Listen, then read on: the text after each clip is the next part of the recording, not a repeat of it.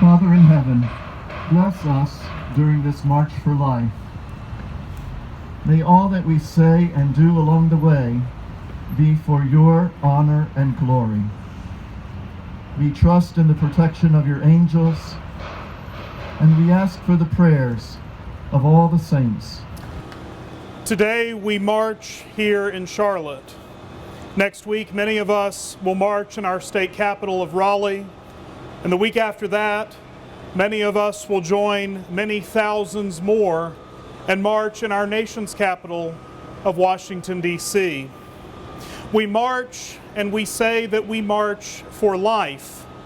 To call it a march for life, whether here at home or in Raleigh or in Washington, is a vibrant and evocative image. To march, to advance, to walk as one. For when we think of marching, we think of walking in step. We think of walking with purpose and strength, united for one common purpose, united as we walk with one beat that keeps us in step. And that one purpose for which we walk together, for which we march, is the cause of life. We march for life because there exist so many threats to life, threats which seek to disrupt the heartbeat of the most vulnerable among us. We march for life because so many who cannot march are being deprived of life. When we think of the March for Life, we think of those for whom we march, and we mainly think of the unborn. The unborn are the most vulnerable class of people, firstly in the strictest, most literal biological sense. From the time of conception up to the time of birth, the child in the womb is among the most fragile of creatures. And so it is that the mother's own body becomes a haven for it, a place of shelter and nourishment. The greatest tragedy then is that the vulnerability of the unborn human person has been multiplied. No longer only physically fragile, but legally vulnerable as well, as the healing arts designed to preserve and sustain life and the rule of law created to ensure justice and right have found themselves turned against their own purposes. Rather than upholding justice, the rule of law now furthers injustice against the unborn child, allowing their termination for virtually any reason and at virtually any stage of pregnancy. Rather than healing and bringing wholeness and life, medical science is now wielded as a weapon. And amidst all of this, perhaps the greatest and ugliest of reversals, the mother's womb, words once synonymous with nurturing and care, has now become a domain of death. Once a safe haven, it has now become a perilous place. We march because we cannot abide this reversal. We cannot allow this injustice. We cannot tolerate this destruction. And yet we do not march because we oppose those souls involved in this evil. We do not march because we hate those who carry out such acts. We march because we desire to give witness of something much more powerful than hate, much greater than destruction, a light which shines in the darkness and which the darkness cannot overcome. We march for love. We march in the name of love himself, the creator and author of life. We acknowledge him as creator, for we can see written in the ordering of things that there was one cause to it all, one who willed and designed and fashioned it all.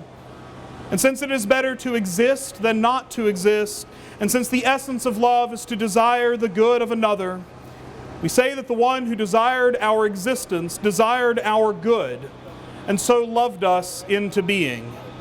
We marvel that we have been loved into being, and that this love constantly sustains us in being, and that this love has a name above every other name.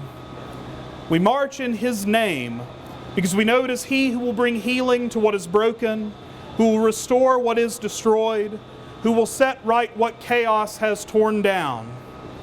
We march in his name because we know that it is by his love that we are wondrously created, by his mercy that we are even more wondrously restored from the damage dealt by sin and death. We march then firstly for the unborn, for the memory of those who are already lost, and in hope for those who are threatened. We march because they cannot. We march in the name of their precious souls and their unfulfilled dreams.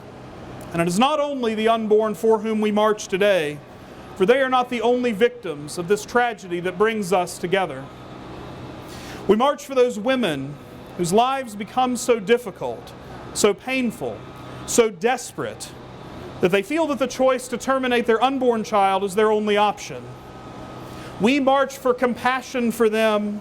We pray with every step we take on our march that we may be the channel of hope and support which they so desperately need, so that that choice may someday become unthinkable.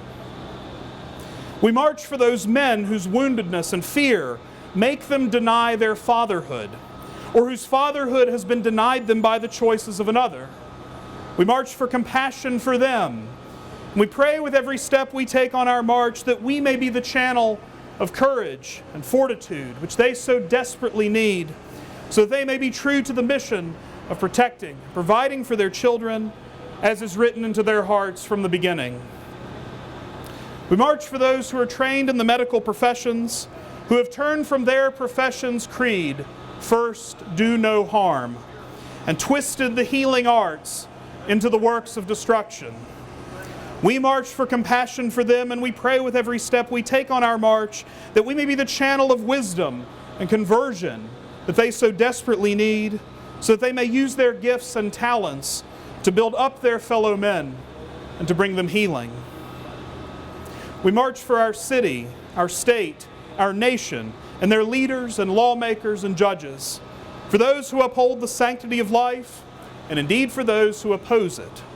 We march for courage for those who seek to uphold the rights of the unborn and a more just society that has no room for the destruction of its most vulnerable. We march for compassion for those whose ideals deny the dignity of the human person, whose votes are cast against the natural law, whose rulings tip the scales of justice toward depriving the human person what is his due, those values which are our nation's creed, life, liberty, and the pursuit of happiness, of which life is the first and most necessary. We march for compassion and conversion and pray with every step we take on our march that those who have been given charge of the civil sphere may see the light of life and may recognize the upholding of human dignity as essential to the common good.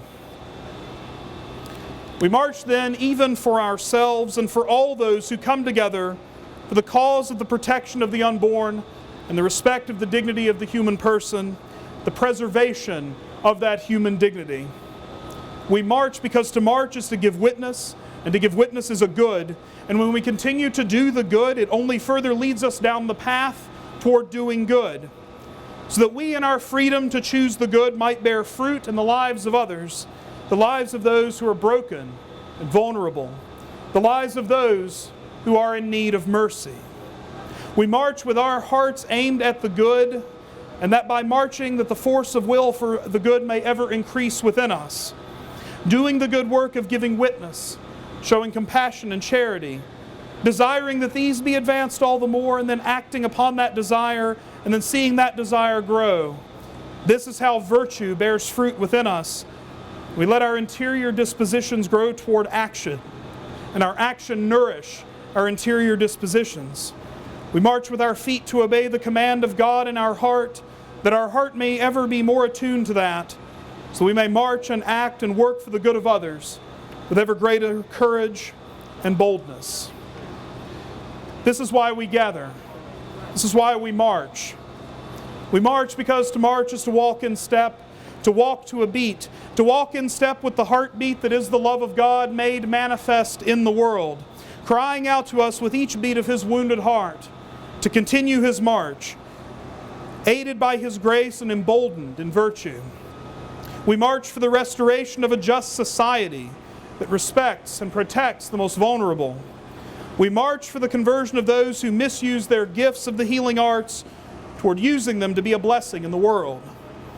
We march for the fathers who have lost their fatherhood. We march for the mothers who are wounded and for their healing. We march for those precious unborn, those who have been lost, and those whom we still have the hope of saving.